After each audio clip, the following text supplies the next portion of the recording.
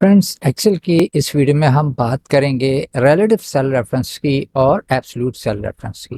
दोस्तों, इससे पहले हमने एक्सेल में बेसिक फार्मूला बनाना सीखा और इसमें हमने सेल रेफरेंसेस का यूज भी सीखा, लेकिन उसमें हमने सिर्फ रिलेटिव सेल रेफरेंसेस का यूज सीखा था। अगर आपने वो वीडियो नहीं देखी तो मैंने आई बटन में दे दी है और डिस्क्रिप्शन में भी लिंक मौजूद है, वहां से जाके देख लें। इस वीडियो में हम रिलेटिव सेल रेफरेंसेस की और एब्सोल्यूट सेल रेफरेंसेस दोनों की बात करेंगे और इन दोनों के दरमियान फर्क जानेंगे कि इन दोनों के दरमियान डिफरेंस क्या है और इनको यूज किस तरीके से किया जाता है। तो चलें शुरू करते हैं अपनी वीडियो को।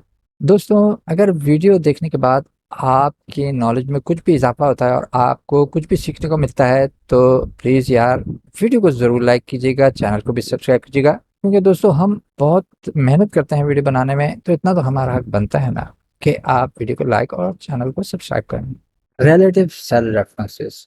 दोस्तों, जब हम कोई फार्मूला किसी भी सेल में लिखते हैं और इसमें रिलेटिव सेल रेफरेंसेस यूज करते हैं और जब हम इस फार्मूले को किसी भी दूसरे सेल में कॉपी करते हैं तो फार्मूले में मौजूद सेल रेफरेंसेस खुद ब खुद तब्दील हो जाते हैं नए सेल के मुताबिक। यानी मिसाल के तौर पर अगर मैं सेल C1 में फार्मूला लिखता हूँ A1 प्लस E1 और इसको मैं कॉपी करता हूँ सेल C2 में, तो ये फार्मूला हो जाएगा A2 प्लस B2। यानी कि सेल रेफरेंसेस चेंज हो जाएंगे इस नए सेल के मुताबिक, C2 के मुताबिक। ठीक है, मैं आपको शीट पे समझाता हूँ, थोड़ा आपको समझने में आसानी हो जाएगी। हम शीट 2 पे आते हैं। यहाँ पे कॉलम ए में कुछ वैल्यूज दी हुए हैं, कॉलम बी में कुछ वैल्यूज दी हुए हैं। अब हम सी कॉलम में C1 में फॉर्मूला लिखते हैं is equal to A1 plus B1। अब ये जो हमें वैल्यू रिटर्न करेगा वो 1 प्लस 2 3, तो ये हमें 3 वैल्यू रिटर्न करेगा। अब इसमें जो हमने सेल रेफरेंसेस लिए हैं वो रिलेटिव सेल रेफरेंसेस हैं। अब इस फॉर्मूले को जब हम C2 में कॉपी करेंगे तो ये ऑटोमेटिकली चेंज हो जाएंगे C2 के मुताबिक, सेल C2 के मुताबिक, और ये हो जाएंगे A2 प्लस B2। लेकिन आप एक चीज और जहन में रखें कि जिस वक्त हम ये फार्मूला लिखते हैं, अभी हमने जो फार्मूला C1 में लिखा है इसमें हमने एक्सेल को इंस्ट्रक्शंस क्या दी हैं, हमने एक्सेल को इंस्ट्रक्शंस दी हैं कि C1 के साथ लेफ्ट साइड पे जो 2 सेल हैं उनको ऐड कर दे। सो उसने ऐड कर दिया, ये हमने एंटर किया और ये 3 वैल्यूज रिटर्न हो गई। अब इस सेल को हम कॉपी करते हैं और C2 में पेस्ट करते हैं, तो ये हमें वैल्यू दे देगा 2 प्लस 3 5। ये इसने 5 दे दी। ठीक है, अब इसी फार्मूले को अगर हम E1 में पेस्ट करेंगे तो आप बताएं कि यहाँ क्या वैल्यू आएगी। जी बिल्कुल ठीक, यहाँ पे वैल्यू आएगी 3, क्योंकि हमने जो इंस्ट्रक्शंस दी हैं कि जिस सेल में ये फॉर्मूला कॉपी हो उसके लेफ्ट साइड पे जो 2 सेल हैं वो ऐड हो जाएं। ठीक है, अब मैं यहाँ पे इसको कॉपी करता हूँ तो ये देखें 3 आ गई। इसको हम डबल क्लिक करते हैं तो ये देखें E1 के साथ लेफ्ट साइड पे जो 2 सेल हैं उसको इसने ऐड कर दिया। 3 प्लस 0 इज इक्वल टू 3। तो ये आपकी समझ में आ गया। अब हम इसकी एक्चुअल एग्जाम्पल देख लेते हैं। हम आते हैं शीट 1 पे। शीट 1 पे हमारे पास ये मंथली एक्सपेंस रिपोर्ट का टेबल है। इसमें हमारे सामने एक्सपेंसेस हैं और जनवरी का टोटल हमारे सामने है जो कि 2750। हमने इस पे क्लिक किया, ऊपर फॉर्मूला बार में देखें कि इसमें जो हमने फॉर्मूला लिया है वो है is equal to B4 plus B5 plus B6 plus B7 plus B8। ठीक है, इस फार्मूले में हमने रिलेटिव सेल रेफरेंसेस यूज किए हैं और इंस्ट्रक्शंस को दी हैं। डबल क्लिक कीजिए तो इंस्ट्रक्शंस हमने इसको ये दी हैं कि B9 से ऊपर, B9 के साथ जो ऊपर 5 सेल हैं उनको ऐड कर दे।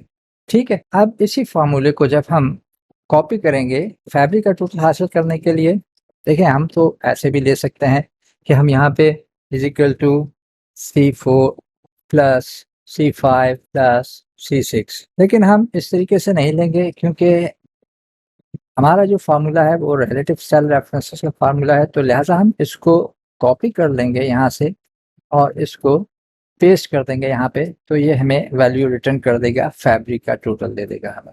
ठीक है, यहाँ हम पेस्ट करते हैं इसको, तो ये देखें ऑटोमेटिकली इस सेल के मुताबिक सेल रेफरेंसेस चेंज हो गए। C4 plus C5 plus C6 plus C7 plus C8। अब इसी को जब हम कॉपी करेंगे मार्च का टोटल हासिल करने के लिए D9 में, तो ये D9 के मुताबिक एडजस्ट हो जाएगा फार्मूला और ये यहाँ पे हमें वैल्यू दे देगा, मार्च का टोटल दे देगा। ठीक है, तो ये आपकी समझ में आ गया होगा। अब इसी तरह हम टेबल की लास्ट में आते हैं और यहाँ हम एक्सपेंसेस का टोटल लेते हैं।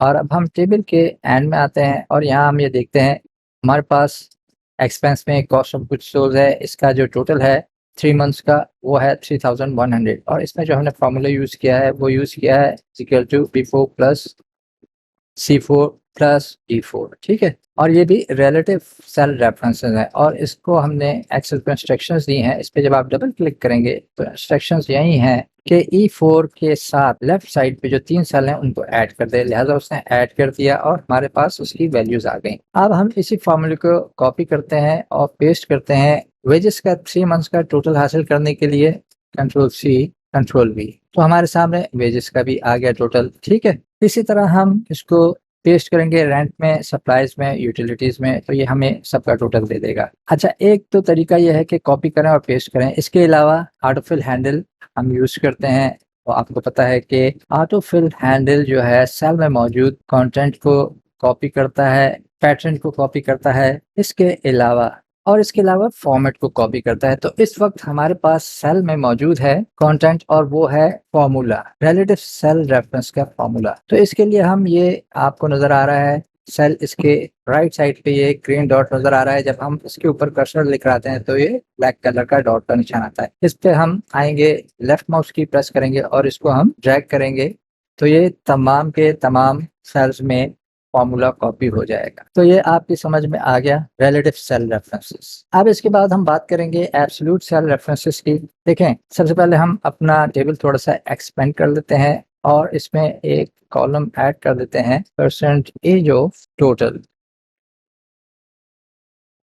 यानी कि हम हर एक्सपेंस की 3 महीनों की अलग अलग परसेंटेज निकालेंगे और इसके लिए हम हर महीने के एक्सपेंस के 3 महीने के टोटल को डिवाइड करेंगे टोटल एक्सपेंसेस ऑफ 3 मंथ्स के साथ, ठीक है। यानी कि हमें कॉस्ट ऑफ गुड्स सोल्ड की परसेंटेज निकालनी है तो हम टोटल ऑफ गुड्स सोल्ड के 3 मंथ का टोटल लेंगे और टोटल एक्सपेंसेस ऑफ 3 मंथ्स वो लेंगे, ठीक है।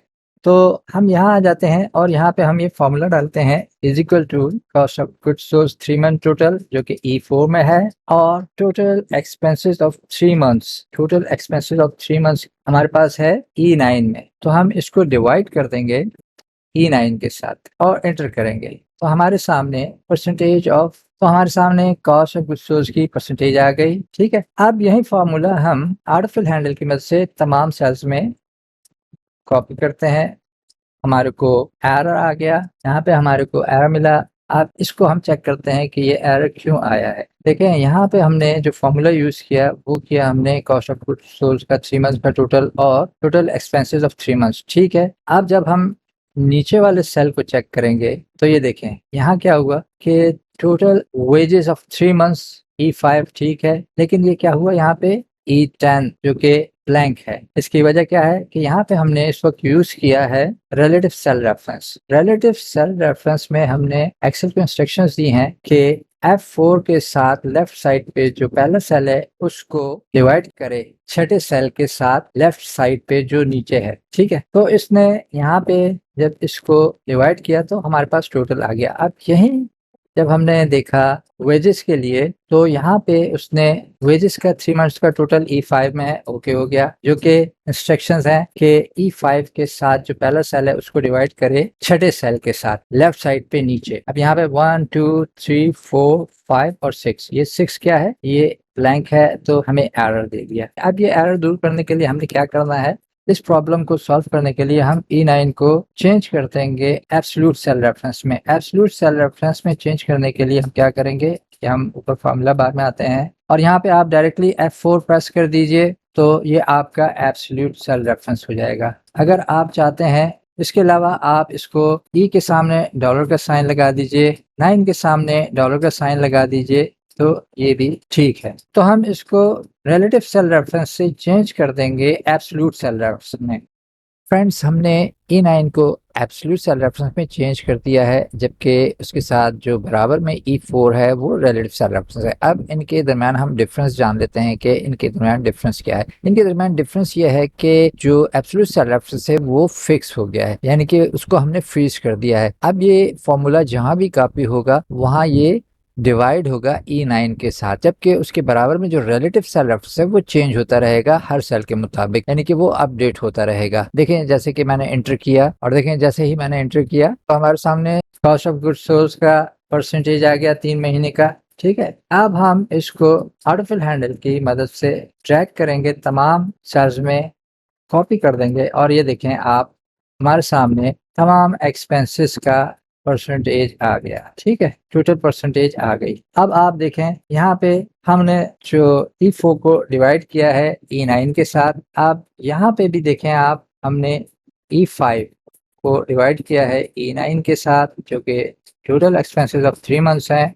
तो उम्मीद करता हूँ कि आपकी समझ में ये भी आ गया होगा कि हम रिलेटिव सेल रेफरेंस को किस तरीके से एब्सोल्यूट सेल रेफरेंस में चेंज कर सकते हैं।